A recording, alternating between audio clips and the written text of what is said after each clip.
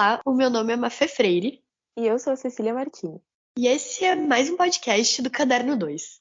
Hoje nós vamos falar um pouco sobre a série House of the Dragon.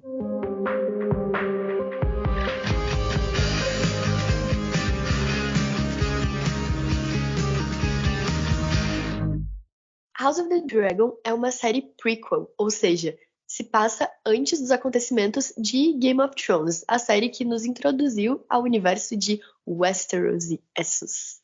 A série vai falar basicamente do conflito que vai vir da decisão para quem vai ser o sucessor do rei Viserys I. Isso vai desencadear uma guerra civil, e tudo isso acontece mais ou menos 200 anos antes dos eventos que são retratados em Game of Thrones. Isso, inclusive, eles usam para linkar.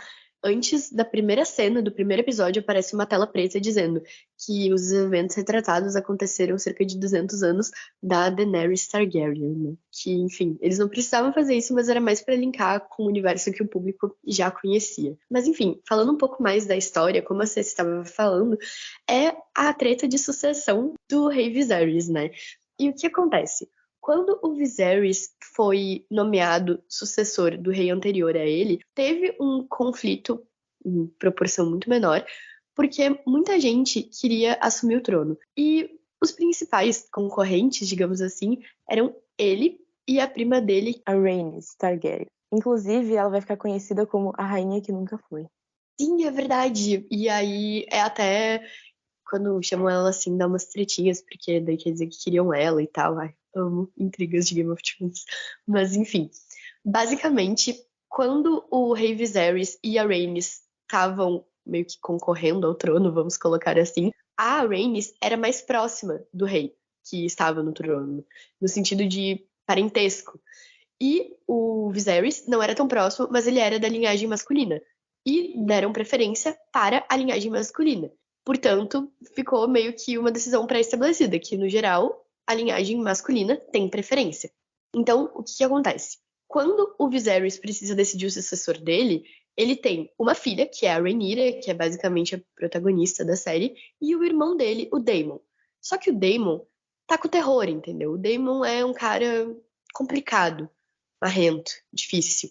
Então, fica entre ele e a Rhaenyra, e ele acha, o Viserys no caso, acha mais seguro nomear a Rhaenyra como sucessora. E o Daemon fica meio brabo, mas ele aceita. A questão da treta não é essa. O ponto é, depois que o Viserys já nomeou a Rhaenyra, ele casa novamente com a Alicent Hightower, que não é a mãe da Rhaenyra, inclusive na série ela é bem amiga da Rhaenyra e ela é mais nova, assim. E com a Alicent ele vai ter um filho homem, o Aegon. E começa toda uma disputa porque, bom, ele nomeou a Rhaenyra para sucessora dele, só que agora ele tem um filho homem. E se a linhagem masculina tem preferência, então o herdeiro deveria ser o Aegon. E é a partir daí que vai vir essa guerra civil. De maneira geral, o plot é esse. E é bem interessante que nos primeiros episódios fica mais nessa coisa, assim. O conflito do primeiro episódio é que, na verdade, ele tem um filho homem com a mãe da Rhaenyra, que morre. E o Daemon deixa de ser o herdeiro dele, escolhido por ele, porque ele ofende esse filho, enfim, como a Mafê já falou, ele tá com terror realmente. Depois, no segundo episódio, tem todo o conflito de que ele tem que se casar de novo. E a série, eu acho que ela faz muito bem essa coisa de fazer uma passagem de tempo grande, sem que fique uma coisa muito forçada. Quando passa muito tempo cobrindo o mesmo período e os mesmos acontecimentos que entediante. E a série não fica, ela é bem... tem um ritmo bom, eu acho. Exatamente. E esses cortes, eles não são, realmente não são muito forçados, e é tipo, só pra passar o tempo, porque, claro, toda essa parte do início é muito introdutória, né? Ainda tá começando a se formar esse conflito. Em Game of Thrones, a gente estava acostumado com um determinado núcleo de famílias. Eram os Baratheon, os Stark, os Tully, enfim, os Lannister, né? Mas em House of the Dragon, os Targaryen estão lá, como eles estavam em Game of Thrones, e eles estão num período muito diferente da história deles. Em Game of Thrones, eles estavam, assim, acabados, né? Só tinha a Daenerys e o Viserys, irmão dela. E aqui eles estão no auge do poder deles, eles são os reis há muito tempo e eles estão mantendo o reinado. E eles têm vários dragões, não são só 3, tipo, os dragões ainda são um símbolo de poder muito grande pra eles, enfim. E as famílias que apareciam em Game of Thrones, elas não estão tão presentes agora. Tem os Lannister que aparecem, tipo, aparece um cara Lannister que ia casar com a Rhaenyra e tal, mas é basicamente isso. E os Stark e os Baratheon aparecem só numa cena, tipo, pra dizer, ah, oi, tamo aqui. E é basicamente isso, sabe? As famílias principais que aparecem nessa nova série, nesse prequel, são os Targaryen, os Velaryon e os Hightower, que são famílias que não eram exploradas antes, mas têm histórias muito interessantes, assim.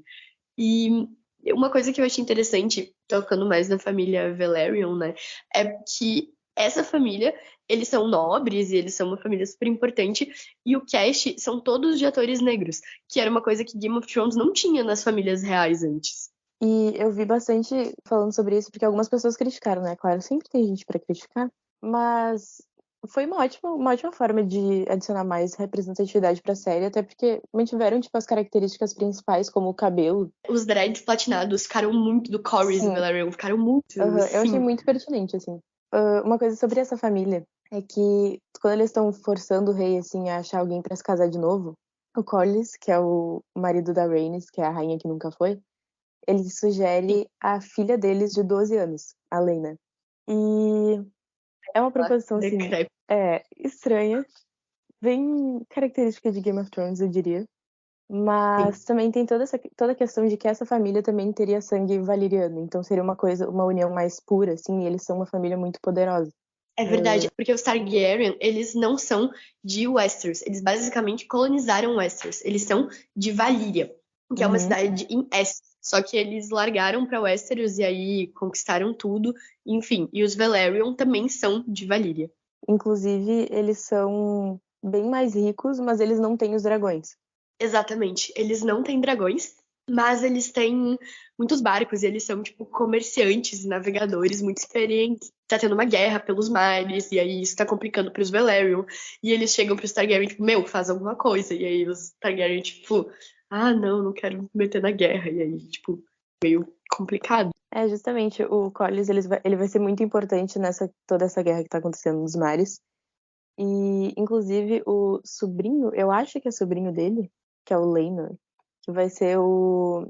Acho que nos próximos episódios vai ser ele que vai ser considerado pra se casar com a Rhaenyra, Ela, a né? Rhaenyra, cara, que é simplesmente a melhor personagem, ela é ótima. Inclusive, é uma coisa que aparece no primeiro episódio, tem a relação da Rhaenyra e da Alicent, né, que é a que vai casar com o Viserys, enfim. Elas eram Uhum. bem amigas.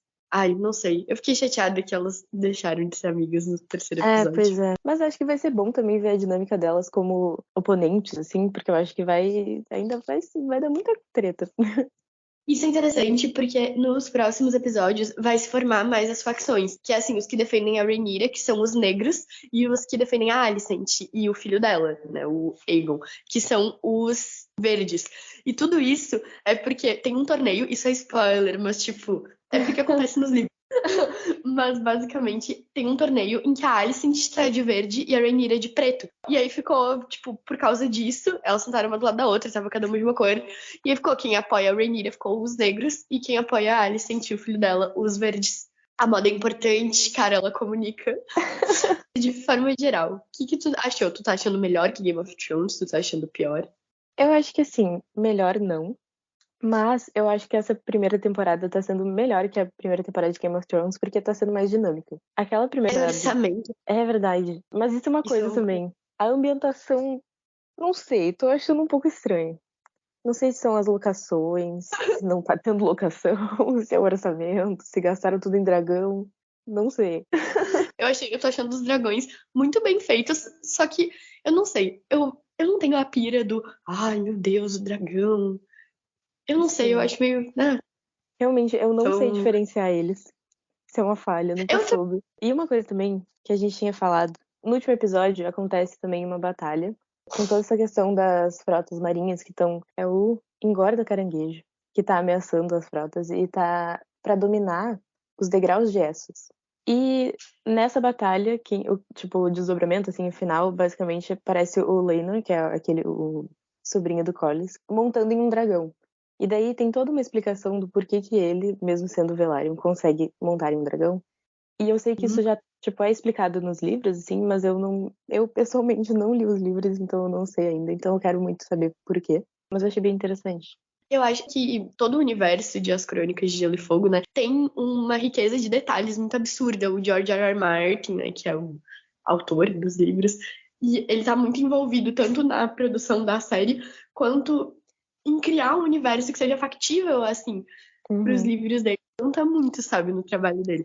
Então, eu comecei House of the Dragon com o pé bem atrás, porque o final de Game of Thrones, não falamos do Bruno, Não, não falamos do...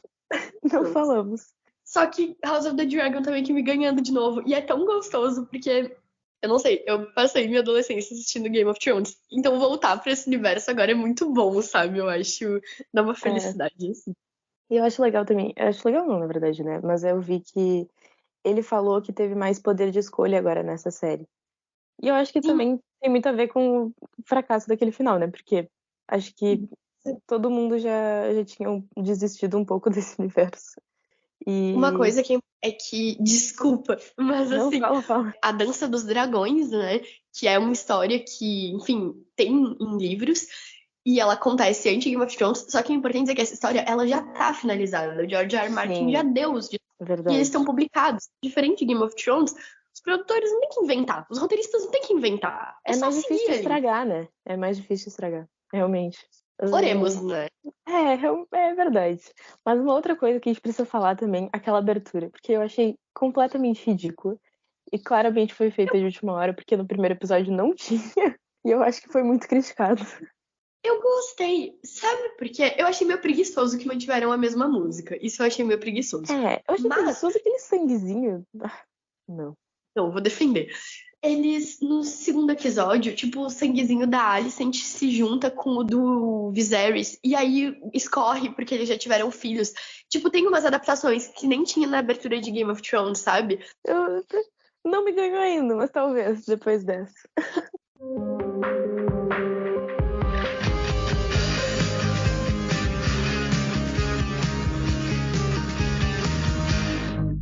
E esse foi o episódio de hoje do Caderno 2.